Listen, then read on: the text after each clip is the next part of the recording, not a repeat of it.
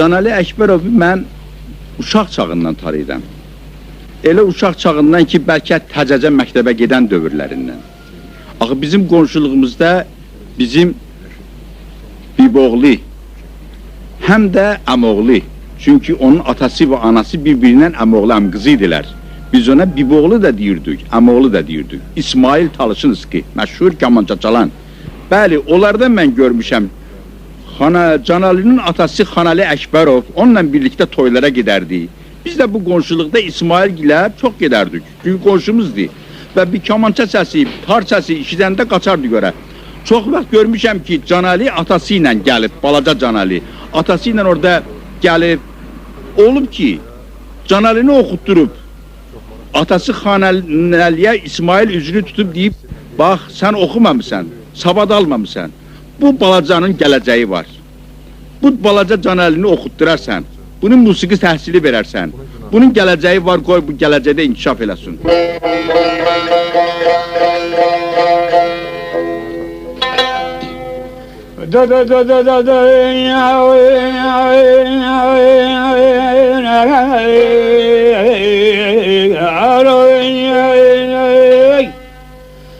Durma gelmek seyyar müebbet demidir. Görkem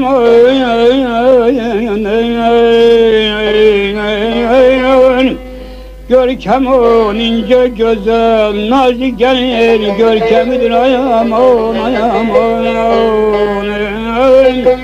ben sen için vatanım için keçirem canımdan bu sözüm sevgili yar sözlerimin el kemidir yar yar yar yar yar yar yar aman aman yar yar yar aman. Canalinin mən bir xanəndə kimi onun çıxışlarına qulaq asmışam televizorda, öz yerimizdə bir neçə il bundan qabaq hələ onun gənclik illərində oxuya da Lənkərana gələndə onun mən qastrol tamaşalarında olmuşam. Məsələn onun oxusuna qulaq asmışam. Yaxşı muğam ifadəsidir. Onun bizə nəyi xoş gəlir? Onun muğam oxumağında xoş gəldiyi şey odur ki, bizim o keçmiş ata-baba sənətində oxunan ifalarda olan elementlər Canalinin səsində var.